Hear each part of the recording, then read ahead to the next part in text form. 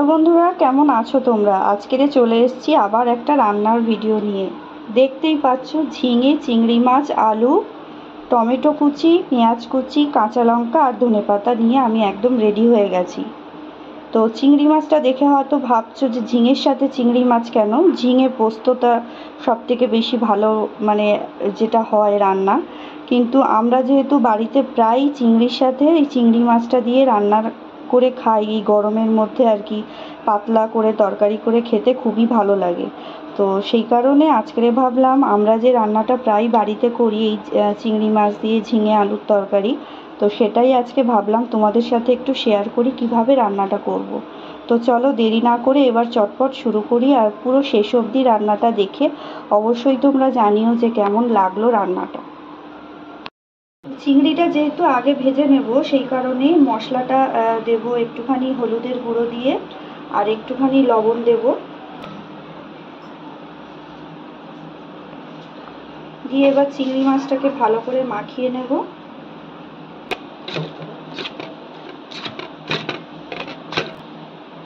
তো নুন আর হলুদ দিয়ে আমি চিংড়ি মাছটা মাখিয়ে রাখলাম। এবার কড়া বসিয়ে দিয়েছি, তেলটা গরম হয়ে গেলে এবার চিংড়িটা ভেজে নেব।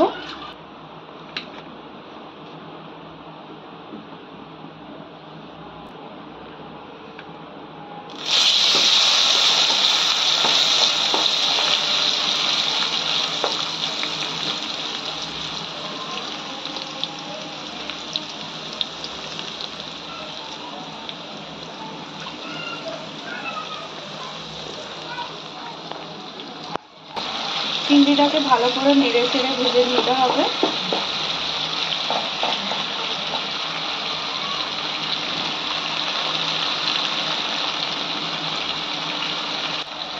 তো চিংড়িটাকে আমি বেশি ফ্রাই করব না, চিংড়ির গা থেকে জল বেরিয়ে গেছে। তো এবারে চিংড়িটা 1-2 মিনিট নাড়াচাড়া করে নিয়েছি, বেশি যেহেতু ফ্রাই করব না। এবার চিংড়িগুলো তুলে নেব।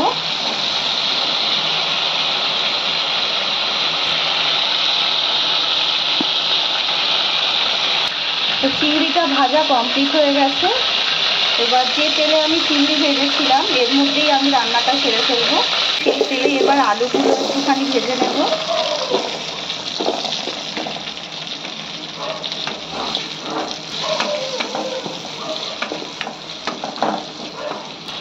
এটাকে আমি ঢাকা দেবো, কিছুক্ষণের জন্য ঢাকা দিয়ে রেখে দেবো যাতে সিদ্ধটা হয়ে যায় আলুটা। তো আলুটা প্রায় সিদ্ধ হয়ে গেছে মনে হচ্ছে। তো এবার আলুটাকে তুলে নেবো একটা পাত্রে।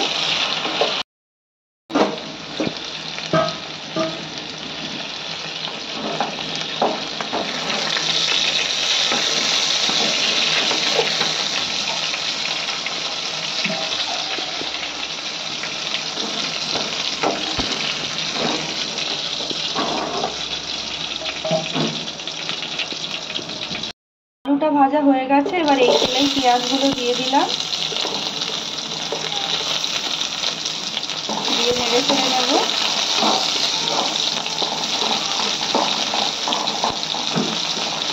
তো পেঁয়াজটা একটু ব্রাউন কালার মতো হয়ে এলে এবার এর মধ্যে পরিমাণ মতো দিয়ে দিলাম একটু আদা রসুন বাটা, আর দিয়ে দেবো পেঁয়াজ আর কাঁচা লঙ্কা বাটা, দিয়ে এটাকে নেড়ে চেড়ে নেব।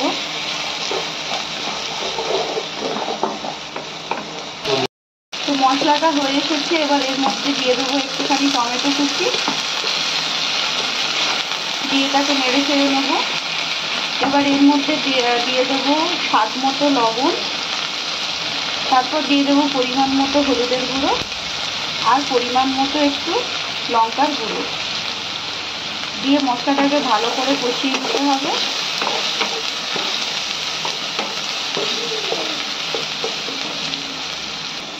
তো বন্ধুরা দেখতেই পাচ্ছ মশলাটা প্রায় কষানো হয়ে গেছে, তেল ছাড়তে শুরু করে দিয়েছে। এবার যে আলুগুলো ভেজে রেখেছিলাম এর মধ্যে দিয়ে দেব, দিয়ে নেড়ে চেড়ে নেব ভালো করে। আর দিয়ে দেবো সামান্য পরিমাণে একটু জল যাতে মশলাটা পুড়ে না যায়। তো এবার এর মধ্যে ঝিঙেগুলো দিয়ে দেব,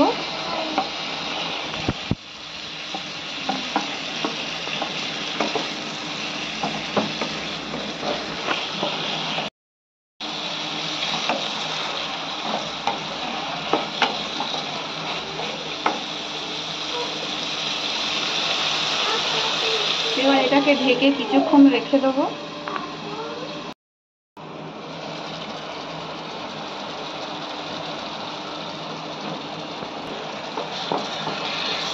ঝিঙে আর আলুটা সেদ্ধ হয়ে গেছে, তো এর মধ্যে এবার ভেজে রাখা চিংড়িগুলো দিয়ে দেব।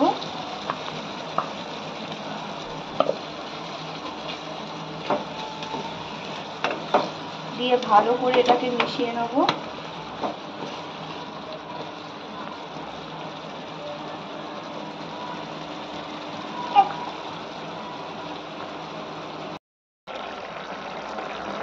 তো তরকারিটা একদম রেডি হয়ে গেছে।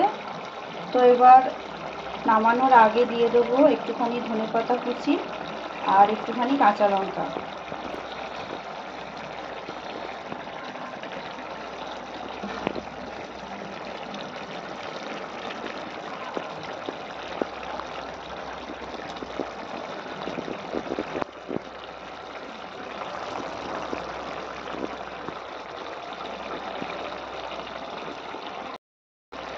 তো চিংড়ি মাছ দিয়ে আলু ঝিঙের তরকারি একদম রেডি। কেমন লাগলো রেসিপিটা তোমরা কিন্তু অবশ্যই জানাতে ভুলো না। ঝিঙে পোস্ত তো সবাই মোটামুটি খেয়েছো বা শুনেছো, ঝিঙে পোস্তটা খুবই পপুলার রান্না, কিন্তু আমি এটা চিংড়ি মাছ দিয়ে করেছি।